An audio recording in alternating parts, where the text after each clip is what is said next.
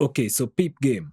Skate Season 1 just dropped, and with it have come a bunch of new changes to Skate 4 in the world of Sandban. Some of them big, some of them a bit more subtle than others and not so easily noticeable. And in this video, I'm going to be giving you my first impressions on some of the changes that have been introduced in Season 1 of Skate. I won't be dwelling so much on some of the bigger changes, the more obvious ones, I mean, although I will be touching on them a little bit. I feel like they've been covered at length already by some of the bigger YouTubers in this space. Now, the first thing you're going to notice that's different is this new landing screen that you get the minute you open up the game. It didn't always used to look like this, and this guy taped to the side of the building really caught my attention, so I really wonder what that's about. Once I explore what the new season has to offer, maybe I'll find out about that, and maybe it might even be part of this video, who knows. Now, one thing you'll notice with the new update is the improvements in the lighting. The game is a lot more yellow now, because I guess they were going with that golden hour look. It actually reminds me a bit of Skate 2, which, side note, I think is one of the best games of the piss filter era. It actually is one of those games that benefited from that yellow tinge that video games used to have back in the day. Now, as far as the contrast thing, I do feel that they still do need to make some improvements on some of the lighting in some of the darker parts of the map, like in Market Mile. In my last video, I mentioned that they should give us the option to change the angle of the sun, and I still hold to that. I feel like that would be an amazing setting to have in the game. But one thing they did that I actually really like is they added these lights in some of the darker parts of the map.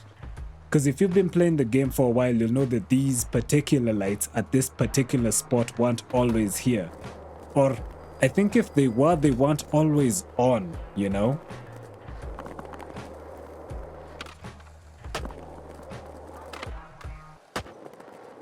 One thing I noticed that I really like is in the replay editor, if you hide the UI, before the update, you would have these white dots that would stick around, you know, on the top left of the screen, somewhere around here, you know? But those are gone now. And what that means is, if you don't want to use the export feature that comes with the replay editor, but instead you want to use third-party screen recording apps like Streamlabs or OBS, like me, you can do that now, and you can do that and have clear footage, which is a big help.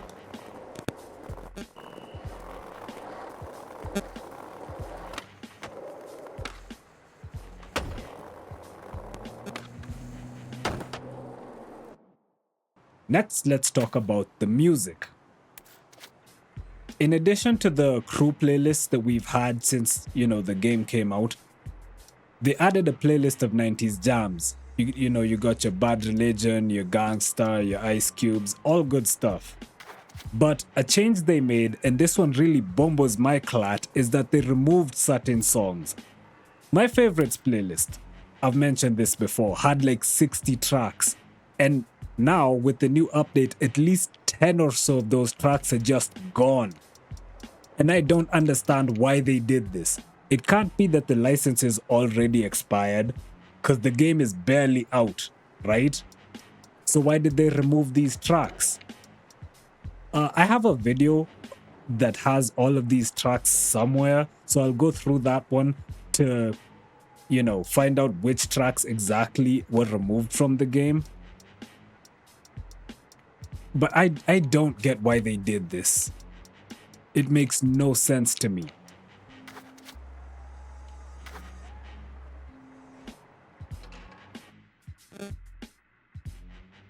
Now, one of the most subtle changes that you might not notice at first is the objective markers, both in the objectives list on the top left corner of the screen and the way they're represented in the game world, when they show you which obstacles you're supposed to be tricking on or over or whatever to complete objectives for a mission. Or I guess in the case of stunt challenges, which obstacles you're supposed to be crashing into or stuff like that. I find these new ones look a lot more dynamic in the game world, and they're harder to miss, if the objective is farther away from you. I like the way these new ones look.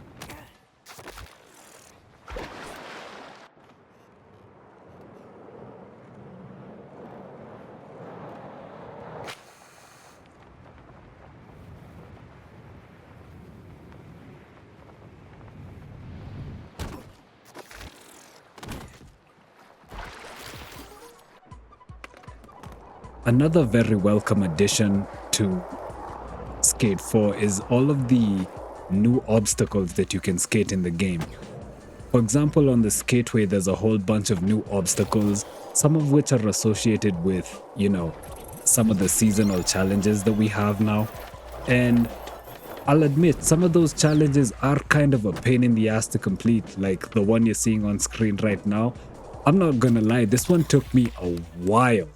But as I said, they're a very welcome addition because you get bored of skating the same old spots, And of course, with all of the new seasonal challenges comes this new in-game currency that they're calling ticks, that you're gonna use to unlock things in the skate pass. Now, I've seen a lot of criticism levied at this kind of stuff that you can unlock in the skate pass. Because while, yes, if you don't have the premium skate pass, you can still unlock a whole bunch of stuff.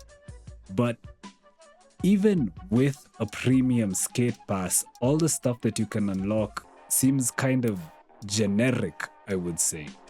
So before you get the premium pass, you should really ask yourself whether it's worth your money, I've seen a lot of conversation online around this idea that people want branded stuff in the game, If you are a fan of Nikes or independent trucks or stuff like that, you're gonna want to skate those. But this past season doesn't really have any of that. This all just seems like stuff that maybe would have even been in the game as free unlockables to begin with. I don't know, that's just my opinion.